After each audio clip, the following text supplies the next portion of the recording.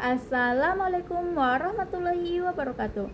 Perkenalkan, saya atas nama Nur Aulia dari Universitas Negeri Makassar, jurusan Matematika Prodi Sains Faktoria.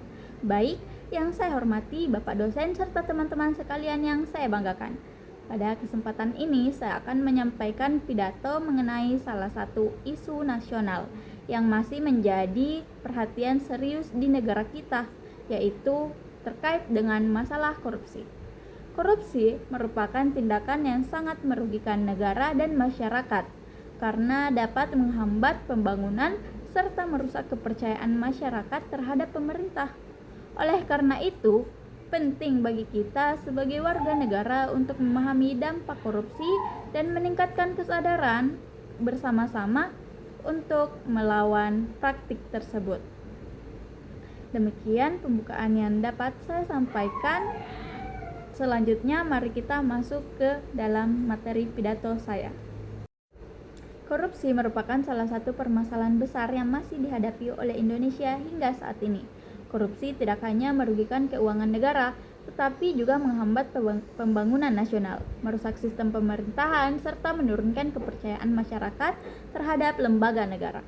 Dalam perspektif kewarganegaraan, korupsi berkaitan erat dengan demokrasi, penegakan hukum, tanggung jawab pejabat publik, serta partisipasi masyarakat dalam mengawasi jalannya pemerintahan.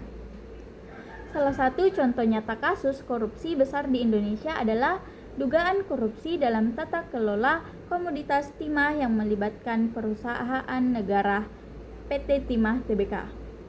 Kasus ini terjadi dalam pengelolaan dan perdagangan timah di wilayah pertambangan Kepulauan Bangka Belitung pada periode sekitar tahun 2015 hingga pada tahun 2022. Dalam praktiknya, sejumlah pihak diduga melakukan kerjasama ilegal dalam kegiatan penambangan timah yang tidak sesuai dengan aturan yang berlaku.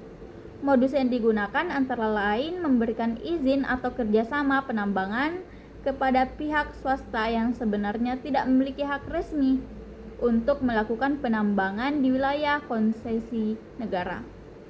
Selain itu, terdapat dugaan manipulasi dalam pengelolaan hasil tambang dan kerjasama bisnis yang merugikan perusahaan negara.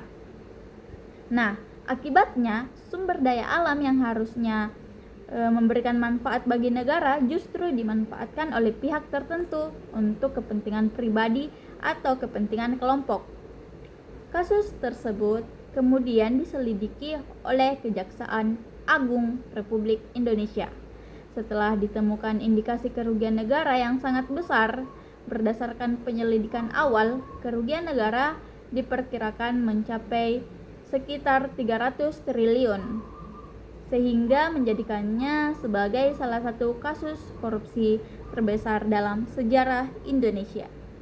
Kerugian tersebut tidak hanya berupa kerugian finansial, tetapi juga mencakup kerusakan lingkungan akibat aktivitas pertambangan ilegal yang tidak terkendali, seperti kerusakan lahan, pencemaran air, dan rusaknya ekosistem.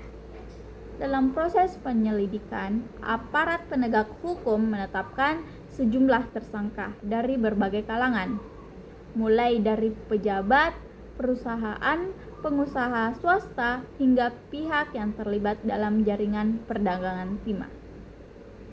Salah satu nama yang banyak disorot adalah Harvey Moise, yang diduga berperan sebagai perantara dalam kerjasama antara pihak swasta dengan perusahaan negara. Hal ini menunjukkan bahwa korupsi sering melibatkan jaringan yang kompleks antara pejabat, pelaku bisnis, dan pihak lain yang memiliki kepentingan ekonomi. Dampak dari kasus korupsi ini sangat luas. Kerugian negara yang besar mengurangi dana yang seharusnya dapat digunakan untuk pembangunan infrastruktur, pendidikan, kesehatan, dan kesejahteraan masyarakat.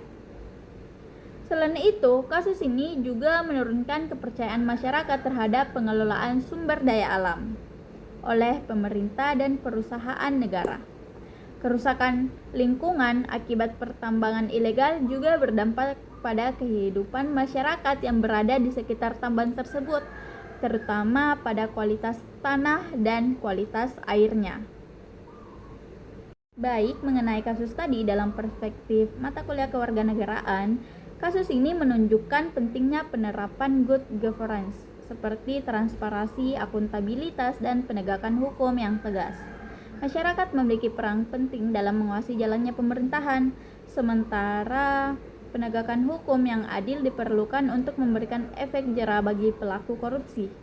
Dengan pengawasan yang kuat dan penanaman nilai integritas, diharapkan praktik korupsi dapat dicegah sehingga tercipta pemerintahan yang bersih, transparan, dan bertanggung jawab demi kesejahteraan rakyat. Baik, itulah pidato yang dapat saya sampaikan. Kurang dan lebihnya mohon dimaafkan. Wabillahi taufik wal hidayah. Wassalamualaikum warahmatullahi wabarakatuh.